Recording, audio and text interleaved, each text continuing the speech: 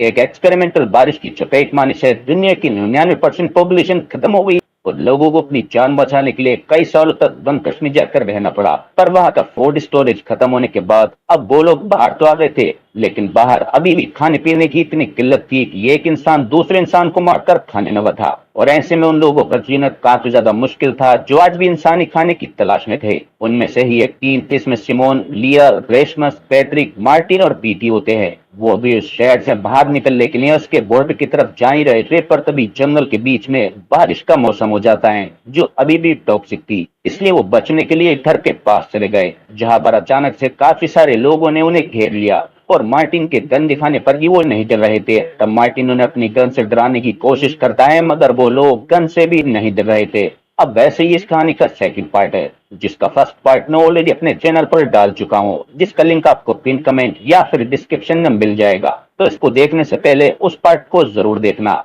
खैर तभी मार्टिन के सामने उनका लीडर एलेक्स आकर बताता है कि वो लोग बस उनकी मदद करने के लिए बाहर आए हैं और वो उन्हें हर्ट नहीं करेंगे। इस पर शुरू में तो मार्टिन को भरोसा नहीं हो रहा था, पर अभी कोई और रास्ता ना होने की वजह से वो अपने साथियों के साथ उस आदमी के घर में चला जाता है, जहां एलेक्स जैसे और भी लोग थे, जिन्हें ना ही खाने की कमी थी और ना ही पीने के पानी की। अभी वो मार्टिन और उसकी टीम को सोने के लिए एक रूम देते हैं और तब मार्टिन और बाकी सब भी डरते हुए उस रूम में जाकर सो गए। अगले सुबह उठने पर उनके सामने एक बूढ़ी औरत कैरन आती है, जो उस आदमी के अलावा वहां पर सब संभाला करती थी। वो बातें करते हुए सबको नहलाने के लिए बाथरूम की तरफ लेकर जाने लगी, जहाँ रास्ते में सब देखते हैं कि कैरन और बाकी सब जरूरत की सब्जियों को अपने बैकयार्ड में ही उगाया करते थे। तब कैरन उन्हें एक टमाटो खाने के लिए देती है, लेकिन अभी किसी को भी कैरन पर पूरी तरह से भरोसा नहीं था, इसलिए वो सब टमाटो खाने में डर रहे थे। तब कैरन उन्हें खुद ही वो टमाटो खाकर दिखाती है और बाद में सब उसके साथ बाथरूम में चले गए। पर क्योंकि हो सकता था कि वहां का पानी टॉक्सिक हो, इसने अभी भी किसी को उसके ऊपर भरोसा नहीं हो रहा था। इसने अभी भी पहले कैरन खुद पानी में जाती है और जब उसको कुछ भी नहीं होता तो इतने समय बाद मार्टिन को छोड़कर बाकी सब भी नहाते हुए मजे लेने लगते हैं। असल में मार्टिन को अभी भी पूरी तरह से एलेक्स और कैरन पर भरोसा नहीं हो रहा था और उसको ये चीजें समझ नहीं आ रही थी कि इन लोगों के पास फ्रेश मीट, सब्जियां और पानी इतने बुरे समय में भी कहां से आ रहा था। इसलिए वो खुद ही आसपास की जगह को चेक करने के लिए चला गया, लेकिन काफी ढूंढने के बाद भी उसको कुछ भी अजीब नहीं मिला। फिर आगे वापस से घर में आने पर वो बीटी, ली और पैट्रिक को सबके सब डाइनिंग टेबल पर खाना खाते देखता है। इसलिए वो एलेक्स से जाकर इस बारे में बात करता है कि उनके पास इतने बुरे टाइम में भी ये सारी चीजें कहाँ से आ रही थी, जबकि आसपास के एरिया में जानवरों की भी बहुत कमी है और ऐसे में मीट मिलना तो इम्पॉसिबल है। पर तब एलेक्स उसको बस यही समझाता है कि वो लोग बस उसकी मदद कर रहे हैं और ऐसे में बस मार्टिन और बाकी सबको उन पर भरोसा करके चलना चाहिए कि वो उन्हें नुकसान नहीं पहुंचाएंगे। लेकिन अभी भी मार्टिन उसकी बातों से पूरी तरह से कन्विंस नहीं हुआ था, इसलिए वो एलेक्स से बात करते हुए नीचे बेसमेंट की तरफ जाने लगा, जहाँ की मीट काटा जाता था। अभी भी वहां पर मीट कट रहा होता है, जो देखकर मार्टिन को थोड़ा सा अजीब लगता है, पर वो उस रूम में अंदर जा पाता उससे पहले उसके सामने एक वर्कर आ गई थी, जिस वजह से मार्टिन बस वॉशरूम ढूंढने का बहाना बनाता है और वापस से ऊपर चला गया, जहां जाकर उसने सिमोन को सब बता दिया था। और उसके हिसाब से उसको बात सही नहीं लग रहा होता, इसलिए उन्हें जल्द से जल्द वहां से उस तरफ निकल जाना चाहिए जहां वो पहले जा रहे थे। लेकिन सिमोन अभी भी रेशमस को सही करवाना चाहती थी, इसलिए वो मार्टिन से कुछ समय वेट करने को कहती है और खुद रेशमस को लेकर वहां पर ही काम करने वाले डॉक्टर हार्डी के पास जाती है। उस दौरान हार्डी सिमोन के बारे में जानने के बाद रेशमस को एक एंटीबॉडी लगाने का सजेशन देता है, जिसके लिए उसने तुरंत एक सिरिंज निकाल ली थी। लेकिन सिमोन ने उस सिरिंज को देखकर ही हार्डी को रेशमस पर उसका इस्तेमाल करने से रोक दिया था, क्योंकि वो सिरिंज बिल्कुल वैसी ही सिरिंज होती है जैसे फर्स्ट पार्ट के लास्ट में वो फीमेल डॉक्टर रेशमस के लगाने वाली थी। हार्डी भी सिमोन की बात को मान गया था और नॉर्मल मेडिकेशन करवाने के बाद सिमोन उस सिरिंज को हार्डी के पास से चुरा लेती है और जब वो उसको फीमेल डॉक्टर वाली सिरिंज से कंपेयर करती है तो दोनों एकदम सिमिलर थी और दोनों को ही उसी कंपनी ने बनाया था जिसमें सिमोन का पिता फ्रेडरिक काम किया करता था। तब सिमोन को समझ नहीं आ रहा होता कि हार्डी और उसके डैड की कंपनी के आपस में क्या लेना देना है, और हो सकता था कि हार्डी उसके डैड के बारे में जानता हो, इसलिए वो हार्डी के पास जाकर उससे अपने डैड के बारे में पूछने लगी। साथ ही उसको गुस्सा भी आ रहा था, क्योंकि उसको अब तक ये बात समझ आ गई थी कि उस कंपनी की वजह से ये पेंडेमिक फैला था और उसके बाद भी वहां लोग उसी कंपनी के प्रोडक्ट्स का इस्तेमाल कर रहे थे। तब जैसे तैसे एलेक्स उसको शांत करवा कर वहां से भेज देता है और फिर बाद में सिमोन जब अपने बाकी साथियों को सब बताती है तो अब मार्टिन वहां से और जल्दी से जल्द निकलने का प्लान करने लगता है। मगर अब सिमोन किसी भी हाल में जानना चाहती थी कि इन लोगों का उस कंपनी से क्या लेना देना है, इसीलिए वो वहां पर रहने का ही डिसाइड करती है। साथ ही मार्टिन के अलावा बाकी सबको भी वहां पर रहना काफी ज्यादा अच्छा लग रहा था। साथ ही लिया तो वहां के लोगों से प्रॉपर जुड़ चुकी थी। उसको कैरन के साथ बात करना काफी ज्यादा अच्छा लग रहा होता है, क्योंकि कैरन उसको अपनी बेटी की तरह ट्रीट कर रही थी और उसकी रियल बेटी फर्स्ट टाइम हुई रैंडम मारी गई थी। ये बात सुनकर लिया सच में काफी ज्यादा इमोशनल हो गई। साथ ही तब वो रोते हुए कैरन को बताती है कि असल में जिस दिन रेन हुई थी उसके एक दिन पहले वो अपनी माँ के मना करने के बाद भी अपने दोस्तों के साथ पार्टी में गई थी। और क्योंकि वो उस टाइम पर एक नर्ड थी, इसलिए उसको लोगों को इतना ज्यादा एंजॉय करते देखकर काफी अच्छा लग रहा था। जिसके बाद उस पार्टी में उसको एक ड्रिंक में ड्रग्स मिलाकर दे दिए गए और बाद में उसको रूम में ले जाकर उसके साथ गलत हरकत करते हैं। साथ ही उन्होंने उसकी एक वीडियो बनाकर ऑनलाइन पोस्ट भी कर दी थी, जिसको उसकी माँ ने देख लिया था। जो पहले तो लिया के होश में आने पर लिया को कॉल करके बहुत ज्यादा सुनाती है, पर बाद में वो उसकी चिंता करते हुए उसको लेने के लिए उस घर की तरफ जाने लगी। लिया को इस सब की वजह से काफी ज्यादा बुरा लगा था और वो मन ही मन यही सोच रही थी कि जिसने भी उसके साथ ये करा है वो सब मर जाए। किस्मत से उससे थोड़ी देर बाद ही वो बारिश हो गई और गार्डन में एंजॉय कर रहे सभी लोग उसमें मारे गए। जो देख कर लिया तुरंत ही अपनी माँ को कॉल करके कार के अंदर आने को ही कहती है, पर तब उसकी माँ बस घर से बाहर निकली थी और वो भी बारिश की चपेट में आ चुकी थी, जिससे उनकी भी डेथ हो गई। तब से ही लिया काफी ज्यादा अकेली हो गई थी, लेकिन प्रेजेंट में कैरन से मिलने के बाद उसको बहुत ज्यादा अच्छा लग रहा था। अब वैसे लिया उसी घर में रहने का फैसला करती है। तब कैरन उसको एक छोटी सी सेरेमनी के बारे में बताती है, जिसमें पार्टिसिपेट करके ही वो वहां पर रह सकती थी और उसमें घर के बाकी लोग भी पार्टिसिपेट करा करते थे। तब लिया भी अपने माँ की साथियों के साथ उस सेरेमनी में पार्टिसिपेट करने का डिसाइड करती है, लेकिन मार्टिन ने इसमें पार्टिसिपेट नहीं किया। वो अभी भी उस घर में मीट के सोर्स के बारे में पता लगाने में लगा हुआ था। और आज जब वो नीचे उस रूम में जाता है जहाँ मीट को काटा जाता था, तो शुरू में तो आज भी उसको सब नॉर्मल लगता है, पर बाद में वो पास में रखे फ्रीजर को देखता है तो उसमें उसे मरे हुए इंसान की डेड बॉडी टंगी हुई दिखी। जो देखकर तो मार्टिन के पूरी तरह से होश ही उड़ गए और वो गुस्से में ऊपर जाने लग गया। वहीं ऊपर सेरेमनी में खाना खाने के बाद सभी लोगों के सामने एक एक एनवेलप रखा गया, जिसको देखकर वैसे तो सिमोन और बाकी सबको कुछ भी समझ नहीं आया। और तब जाकर एलेक्स बताता है कि असल में जिस भी इंसान के एनवेलप में फ्लावर निकलेगा उसको अपनी बॉडी सभी को खाने को देनी पड़ेगी। मतलब कि वो लोग जो इतने टाइम से मीट खा रहे थे वो इंसान का था, और हर महीने सेरेमनी में जिसके पास भी फ्लावर आता था वो खुशी खुशी बाकियों का पेट भरने के लिए खुद को सेक्रीफाइस कर देता था। ये जानकर सिमोन और उसके साथी काफी ज्यादा डर कर पहले तो उल्टियां करने लगे और बाद में वहां से जाने की कोशिश करने लगते हैं, मगर तब एलेक्स के साथियों ने उनको पकड़ लिया था और सेरेमनी खत्म होने से पहले वो नहीं जा सकते थे। तब डरते हुए सिमोन और वेस्मस अपने अपने एनवेलप को खोलते हैं जो खाली था, मतलब वो सेफ थे। पर तब वो फ्लावर लिया के पास निकलता है, जिससे अब उसको मारने का डिसाइड किया गया था। पर उतने में ही नीचे से मार्टिन आकर सबसे पहले तो एलेक्स के मुंह पर मुक्का मारता है, लेकिन उतने में ही पीछे से हार्डी ने आकर उसको गन पॉइंट पर ले लिया था, जिससे मार्टिन को रुकना पड़ा। और तब एलेक्स उसको बताता है कि उसके पास ये करने के अलावा और कोई रास्ता नहीं है, और वहां रहने वाले सभी लोगों को इस बारे में पता था। और क्योंकि कभी भी किसी के भी मरने का नंबर आ सकता था, इसलिए वहां के लोगों का बिहेवियर भी इतना ज्यादा अच्छा होता है। खैर अभी के लिए लिया के पास फ्लावर देखकर कैरन खुद बीच में आकर उस फ्लावर को ले लेती है, क्योंकि सच में वो लिया को अपनी बेटी की तरह देखने लग गई थी और वो नहीं चाहती थी कि उसे लिया को खाना पड़े। वो इस बार खुद को सेक्रीफाइस करने का डिसाइड कर लिया। जो देख कर लिया रोने लग गई, मगर कैरन ने उसे वहां से जाने को कहा और तब मार्टिन वहां से अपने साथियों के साथ जाने लगा। तब जाने से पहले सिमोन हार्डी से फेडरिक के बारे में पूछती है और तब जाकर हार्डी रिवील करता है कि असल में वो खुद ही फेडरिक का असिस्टेंट था और दुनिया के बर्बाद होने के पीछे फेडरिक के साथ साथ उसका भी हाथ है। ये सुनकर सिमोन वहां से बाकी सबके साथ निकल गई, पर उनके जाते ही एलेक्स ने हार्डी को भी वहां से निकाल दिया था, क्योंकि उसके हिसाब से वो हार्डी जैसे इंसान को अपने साथ नहीं रख सकते थे। वहीं अभी मार्टिन और बाकी सब जंगल में सोच रहे होते हैं कि उन्हें आगे कौन से रास्ते से बढ़ना चाहिए, मगर तभी अचानक से वहां पर हार्डी आ गया, जो बहुत ज्यादा गुस्से में था। और अभी वो बताता है कि किसी खास वजह से उस सिरिंज को रेशमस के लगाना चाहता था। तब किसी को कुछ भी समझ नहीं आता, पर अभी एकदम से हार्डी उसको अपने ही लगा लेता है और सिरिंज में असल में वही रेन वाला वायरस था जिससे हार्डी उससे इन्फेक्टेड हो गया, पर मार्टिन ने तभी उसको शूट करके खत्म कर दिया। तब किसी को कुछ भी समझ नहीं आता कि फेडरिक की कंपनी में इस वायरस को इतनी ज्यादा मात्रा में क्यों बनाया गया था। यही सोचते हुए वो लोग सो गए, जिसके बाद सुबह होने पर वो पास के एक शेड में सोचने लग गए थे कि उन्हें क्वारंटीन वॉल के पास जाने में कितना टाइम लगेगा। तब मैप को देखकर मार्टिन बताता है कि अभी उन्हें वहां पहुंचने में थोड़ा सा टाइम और लगने वाला है।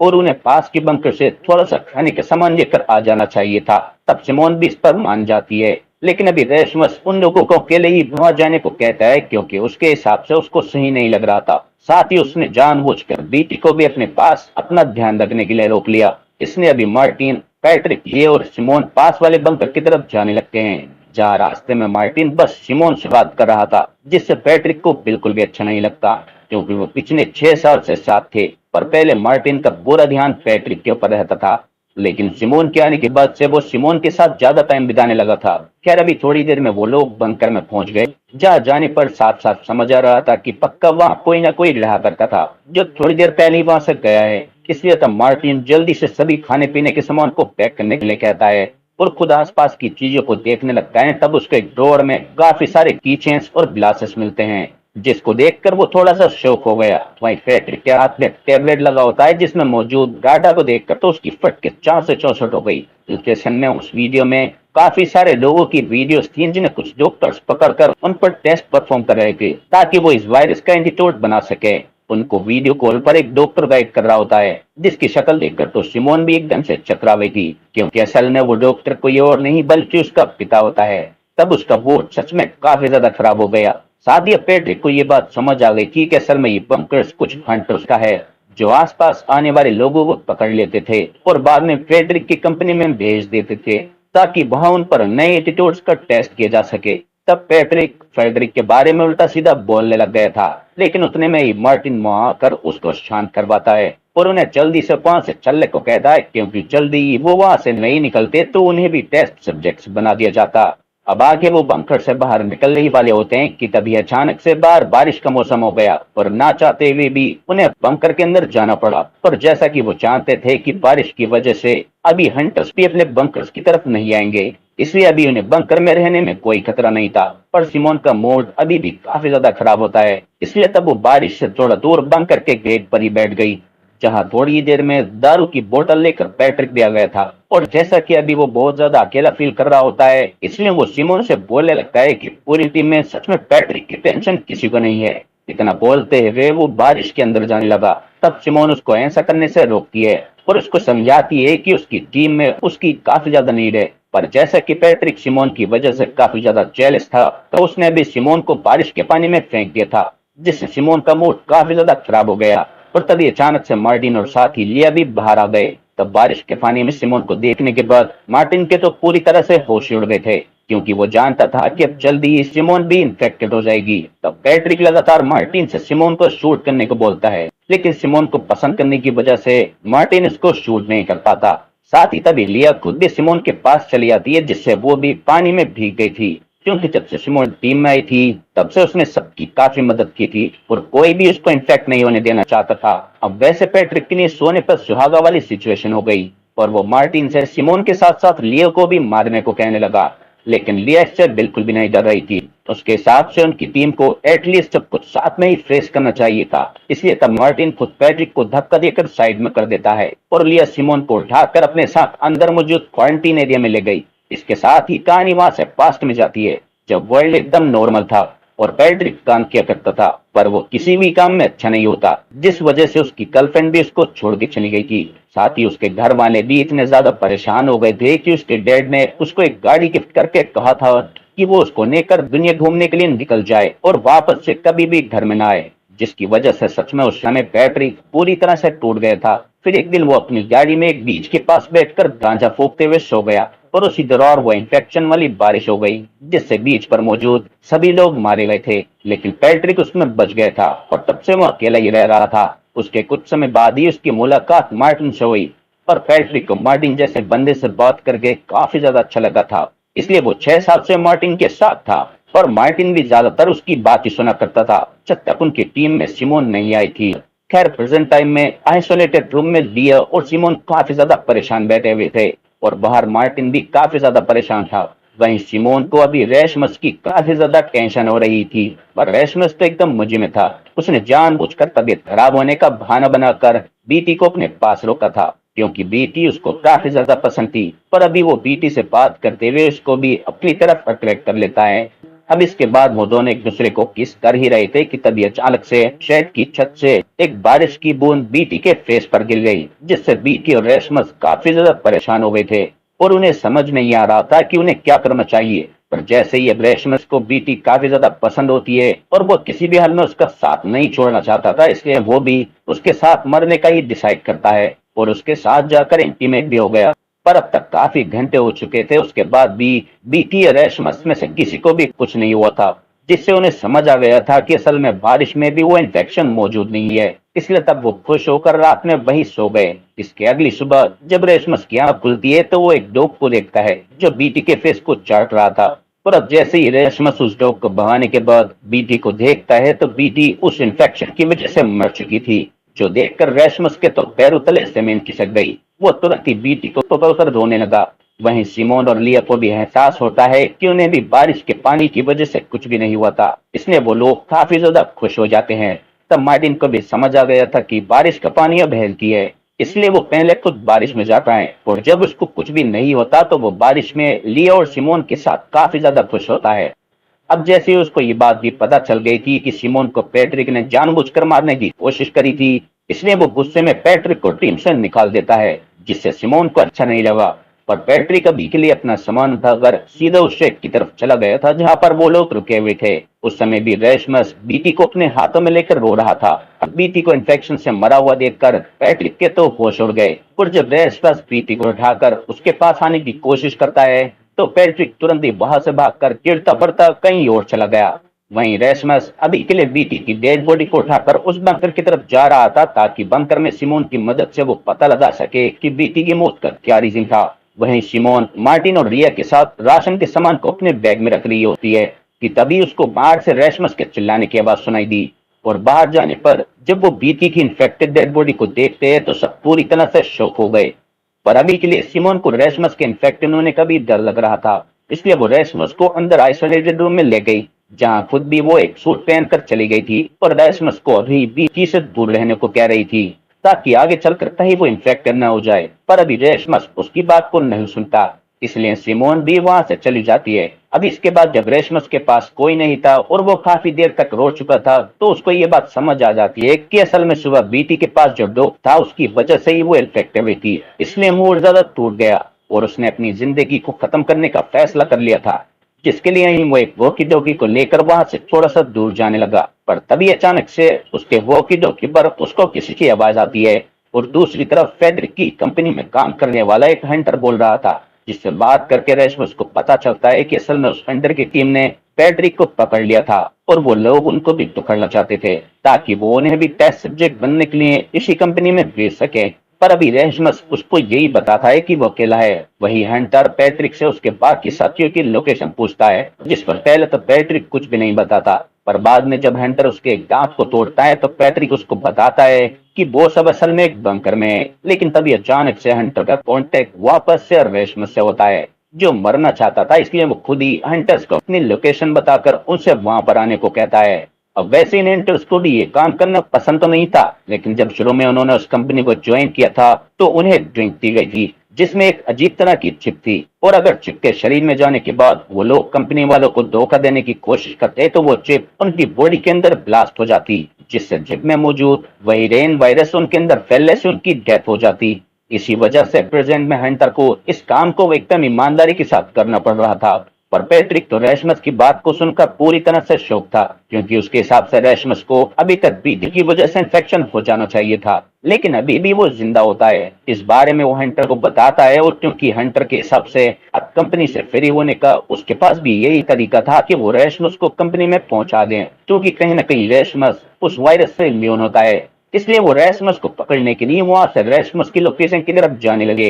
वहीं अब तक सिमोन और बाकी सबको भी रेशमस के बंकर से जाने के बारे में पता चल गया था, जिससे सिमोन सच में काफी ज्यादा परेशान हो गई थी। इसलिए वो एक ड्रोन की मदद से आसपास के एरिया को देखती है और तब जाकर उसको चार लोग एक इंसान को घेरते हुए दिखाई देते हैं, जो कोई और नहीं बल्कि रेशमस था और इसको ही उन चार हंटर्स ने घेर लिया था। लेकिन सिमोन जानती थी कि वो लोग रेशमस को जान से नहीं मारेंगे, इसलिए सबसे पहले वो इस बारे में मार्टिन और लिया को बताने के लिए जाती है ताकि वो पूरे प्लान के साथ उन पर अटैक कर सके उस समय तक लिया और मार्टिन ने बीटी की डेड बॉडी को दफना दिया था, और क्योंकि मार्टिन भी किसी भी हाल में अपनी टीम में से किसी को भी नहीं खोना चाहता था, इसलिए वो रेसमस को बचाने का डिसाइड करता है, जिसके लिए वो अगले दिन एक प्लान बनाने के बाद हंटर की टीम के लिए एक आदमी को पकड़ लेता है और बाद में उसके वॉकी टॉकी से हंटर से कांटेक्ट करने के बाद उससे सिंपल डील करता है कि वो लोग एक जगह पर मिलकर हंटर के साथ ही और रेसमस को एक्सचेंज करेंगे। तब ना चाहते हुए भी हंटर को ये चीज माननी पड़ी और वो अपने साथी को लेने के लिए एक लोकेशन पर जाने लगे।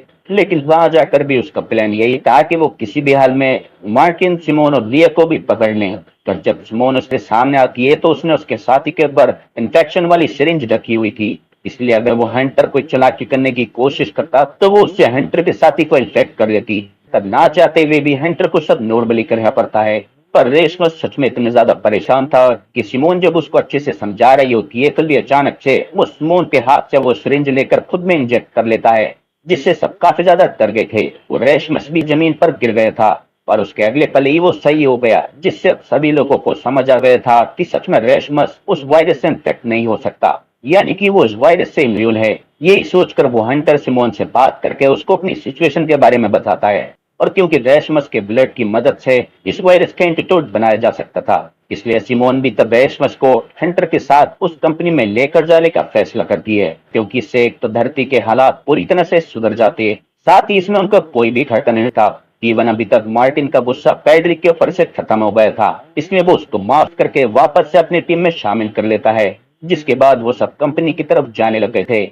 जहाँ जाने से पहले हंटर का वो साथी जिसको सिमोन और उसके साथियों ने पकड़ा था, वो रेशमस के माथे को चूमता है, क्योंकि उसकी वजह से पूरा देश वापस से सही होने वाला था। पर अब हंटर वहां से गाड़ी लेकर निकले ही थे कि तभी पीछे हंटर का साथी वायरस से इन्फेक्टेड होकर मारा गया। इसका मतलब कि रेशमस की बॉडी और वेंस में ही वो वायरस बह रहा था, और उसके साथ कोई भी इंटीमेसी एक्टिविटी में आता तो इन्फेक्टेड होने से वो इंसान मारा जाता, जिसका मतलब था कि बीटी की मौत भी डॉग की वजह से नहीं बल्कि खुद रेशमस की वजह से हुई थी। पर इस बारे में किसी को कुछ भी पता नहीं होता। खैर अब इसके थोड़ी देर में वो सीधा कंपनी के पास पहुंच गए थे, जहां जाने के बाद हंटर बस रेशमस और सिमोन को ही कंपनी की बिल्डिंग में जाने देता है, और बाकी सबको उसने पास के एक बंकर में भेज दिया था। उस बंकर में जाने पर लियो को वहां जॉन की जैकेट मिलती है, जो उनका वही साथी था जिसको पिछले पार्ट में हंटर्स पकड़ कर ले गए थे, और असल में अभी भी वो बंकर में ही होता है, क्योंकि उसके थोड़ा सा कमजोर होने की वजह से उसको जान से नहीं मारा गया था।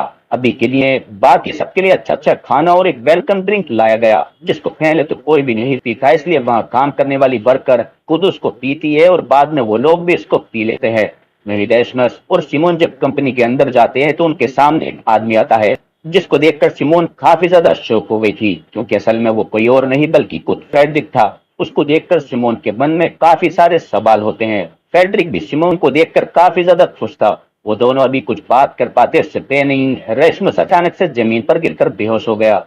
तब एक मेडिकल टीम तुरंत ही इसको उठाकर मेडिकल रूम की तरफ जाने लगी। तब सिमोन के दिमाग में काफी सारे सवाल चल रहे थे, पर अभी फ्रेडरिक उसको कुछ भी नहीं बताता और रेशमस के पास चला जाता है। और थोड़ी देर में जब वो वापस आया तो सबसे पहले वो सिमोन को थैंक यू बोलता है, क्योंकि उसने सच में रेशमस का काफी अच्छे से ध्यान रखा था। पर सिमोन अभी बस उससे ये जानना चाहती थी कि इतने टाइम से वो उनके पास क्यों नहीं आए थे। अब वैसे तो फ्रेडरिक उसको सब बताना चाहता था, लेकिन उस जगह पर सीसीटीवी लगे हुए थे, इसलिए वो बस सिमोन को तुरंत ही बिल्डिंग के बाहर की तरफ लेकर जाता है और उसको जल्दी से रेशमस को वहां से लेकर जाने को कहता है, क्योंकि असल में रेशमस वो पहले इंसान था जो फ्रेडरिक के वायरस की चपेट में धोखे से आ गया था, और फ्रेडरिक ने किसी तरह से उसको सही कर दिया था। लेकिन उसके अंदर जो एंटीबॉडीज थी वो उसके बोन मैरो की वजह से बन रही थी, और अगर उसका बोन मैरो निकाला जाता तो उसकी डेथ भी हो सकती थी। यही रीजन था कि पहले के टाइम पर जानबूझकर फ्रेडरिक उन लोगों के पास नहीं आया था, और एक बार को वो कंपनी के बॉस के फोर्स करने की वजह से बंकर में भी आया था, पर बाद में उसने सबको ऐसे दिखा दिया था कि जैसे कि रेशमस और सिमोन मारे गए हो। इवन उसने जिस बंकर में उन्हें छोड़ा था वहां से कम्युनिकेशन सिस्टम भी बंद कर दिया था, ताकि वो लोग कभी बाहर किसी से कांटेक्ट न कर पाए और हमेशा सेफ रहें। इसलिए अभी भी फ्रेडरिक सिमोन से रेशमस को वहां से लेकर जाने को कहता है, क्योंकि वो रेशमस को मरते हुए नहीं देखना चाहता था, और यही इकलौता रीजन भी था कि उसने नॉर्मल लोगों के ऊपर भी एक्सपेरिमेंट्स करवाए ताकि कोई और एंटीबॉडीज प्रोड्यूस करे और रेशमस की जान बच जाए। लेकिन ऐसा पॉसिबल नहीं हो पाया। अभी के लिए वो बस सिमोन को तैयार रहने को बोलकर खुद रेशमस के पास चला जाता है, लेकिन उसके वहां पर जाते ही अचानक से वो डॉक्टर खांसते हुए मारी जाती है। जो रेशमस के सलाइवा लेने की कोशिश कर रही थी। ये देखकर फेडरिक को कुछ भी समझ नहीं आता और वो खुद अभी रेशमस के सलाइवा लेकर उसको देखता है, जिसको देखकर तो उसके खुद के होश उड़ गए। वो तुरंत डिफेंस सिस्टम को ऑन कर देता है और कॉन्फ्रेंस रूम में जाकर वीडियो कॉल की मदद से अपने बॉस को बताता है कि रेशमस असल में वायरस से इन्फेक्टेड नहीं है, बल्कि उसकी वजह से हर तरफ वायरस फैल सकता है। मतलब कि वो एक चलता फिरता वायरस बॉम्ब बन गया है और इसके कॉन्टेक्ट में आने वाले लोग भी वायरस से इन्फेक्ट हो सकते हैं। लेकिन फेडरिक के बॉस को इससे कोई भी फर्क नहीं पड़ता। उसको किसी भी हाल में बस रेशमस का बोन मैरो चाहिए था। तब फेडरिक भी इसके लिए मान जाता है, पर जब तक वो रूम में जाता है तब तक वहां सिमोन आ गई थी, जो रेशमस को वहां से लेकर निकलने लग गई थी। साथ ही उसने बाकी सबको जल्दी से बाहर आने के लिए इन्फॉर्म कर दिया था, इसलिए बाकी सब भी ऐसा ही करते हैं। तब फेडरिक सिमोन को रोकने की कोशिश करता है, पर सिमोन उसकी बात नहीं सुनती और बेसमेंट के गेट के पास आ गई, जहां बाकी सब भी आ गए थे। और थोड़ी देर में वहां पर फेडरिक भी आ गया, जो किसी भी हाल में रेशमस को यहाँ से बाहर नहीं जाने देना चाहता था, क्योंकि रेशमस अब सच में काफी ज्यादा खतरनाक बन चुका था। तब मार्टिन उसकी मदद करने की भी कोशिश करता है, मगर फेडरिक ने उसके पैर पर शूट कर दिया था। आगे वो रेशमस को भी शूट करने वाला था, पर तभी सिमोन उसको धक्का देकर दूर करती है। और तभी वहां पैट्रिक भी आ जाता है, जिसके साथ वो लोग गाड़ी में क्वारंटीन वॉल की तरफ चले गए थे, जहां से शहर से बाहर निकला जा सकता था। पर वहां जाते ही उनके सामने हंटर का लीडर आ गया, जो असल में उनकी मदद करना चाहता था, इसलिए वो उन्हें वॉल के पार नहीं जाने देता, क्योंकि वो समझ गया था कि बाकी सबको भी वह वेलकम ड्रिंक के नाम पर वो चिप खिला दी गई होगी, और अब अगर वो इस एरिया को लीव करने की कोशिश करेंगे तो वो मारे जाएंगे। अब क्योंकि सिमोन और रेशमस को वेलकम ड्रिंक नहीं मिली थी, इसलिए मार्टिन उन दोनों को वहां से जाने को कहता है। पर अब सिमोन उसको किस करने के बाद डिसाइड करती है कि वो किसी भी हाल में अपने दोस्तों के साथ ही रहेगी, क्योंकि बेशक से वो उनके साथ क्वारंटीन जोन में रहे वो सेफ रहेगी। इसलिए वो वापस से क्वारंटीन जोन में जाने लगी। और तब हंटर ने भी अपने साथियों से कह दिया था कि कोई भी उनके ऊपर फायर नहीं करेगा। वहीं अभी जब कंपनी का बॉस अपने कुछ क्लाइंट के साथ बैठा था, तभी उसकी बातों से सबको समझ आता है कि असल में उसने जानबूझकर अपनी कंपनी को बड़ा बनाने के लिए इस वायरस वाली इवेंट को करवाया था, और पूरे शहर में अब बस उसकी टेक कंपनी बची थी। इसके लिए वो अपने क्लाइंट्स को कन्विंस कर रहा होता है कि अगर वो इन्वेस्ट करे तो वो इसको दुनिया की अलग अलग जगह पर करके काफी प्रॉफिट और कंट्रोल पा सकते हैं। पर तभी अचानक से उसको एक फोन आया और उस फोन से उसके चेहरे के तोते उड़ जाते हैं। अब वो पुल किसका है और क्या इन्वेस्टर उसके प्रोजेक्ट में इन्वेस्ट करेंगे, और क्या 2020 में कोरोना की प्लानिंग भी कहीं ऐसी जगह पर बैठ कर तो नहीं हुई थी, या फिर सच में ऐसा कुछ कभी आने वाले टाइम में हो सकता है। आपका इस बारे में क्या ख्याल है, कमेंट सेक्शन में जरूर बताना। बाकी इस कहानी का सीजन यहीं पर खत्म होता है।